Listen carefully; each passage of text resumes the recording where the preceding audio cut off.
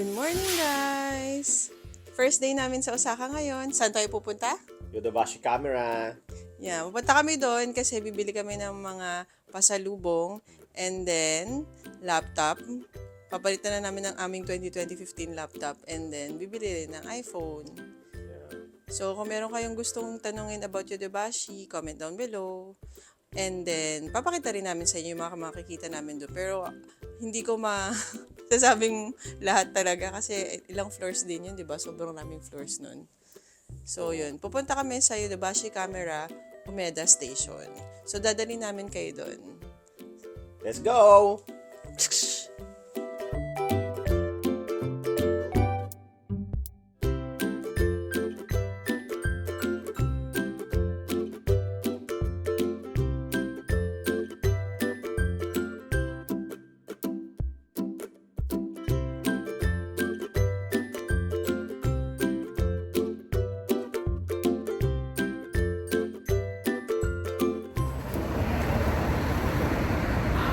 Kanina guys, parang magsasalita ako, may usok-usok sa bibig ko. Nakakatuwa. Nakakatuwa pero ang lamig talaga, super. Ayun o. Nagmas na yung kuya niya. Yung sa mukha parang hindi naman siya problema yung lamig for me. Yung sa kamay, sobrang naninigas. Ayan, nakakatuwa talaga. O, dito na tayo tawid.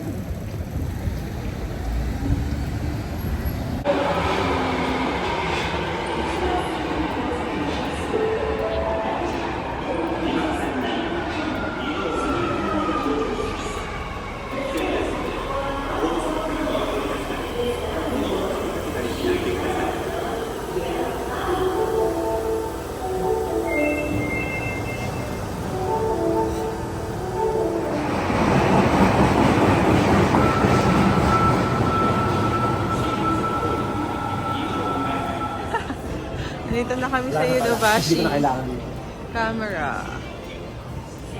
And SIM free iPad Pro. Ayan siya. Yan yung mga floors.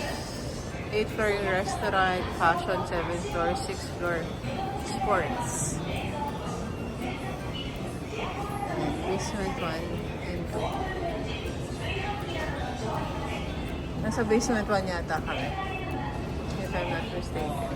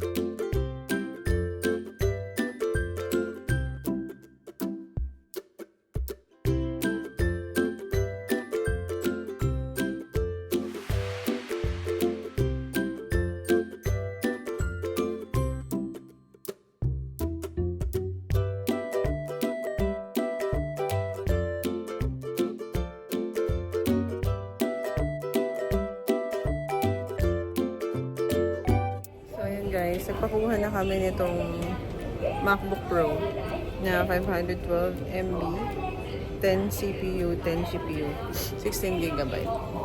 Kaya lang yung ano niya, keyboard niya is like that. Customized daw yung tawag dito. Not US keyboard, but like this. Ayan, hihintay lang namin siya.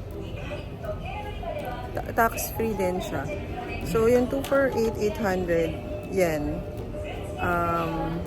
Mas bababa pa siya. Ayan, nabili na namin yung MacBook Pro. Unboxing natin yan mamaya. Yeah.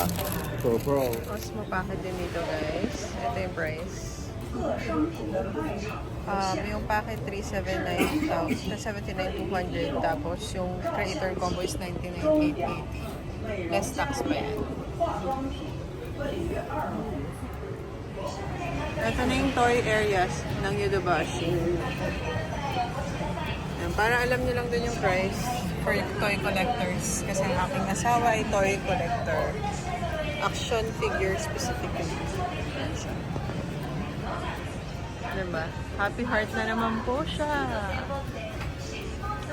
So, ito yung mga prices. I'm not sure if you know this. Pero hindi ko rin sila kalala. Tinitingnan lang naman ni Maki yung mga gusto niya. Pero ipakita ko na sa inyo.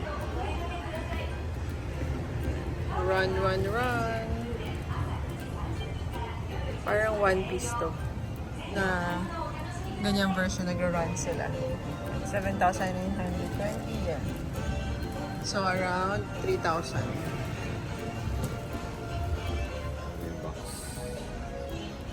SG figure. Ayan. Kung interesado kayo sa mga Sailor Moon na ayan yung mga prices. Hindi siya ganun kamura.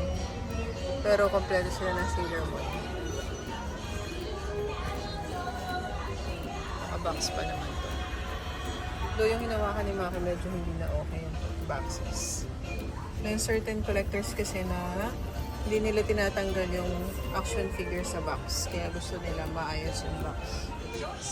Sa mahilig sa Pokemons, 555. Pero ganito lang sa ネットでもお店でもお買い求めいただけます。大型家電などの設置、取り付けもスピード対応いたしております。まとめて naman, mga Transformers. Ayan. Collection nila. Wala yung prices dito kasi yan yung mga post figures. Pero ito yung prices. 3,960. Kasi original eh. Tomy Takagi. Kaya ano naglalaban? Kaso mahal nga lang dito. Ito yung nilalaban ni Meron Day.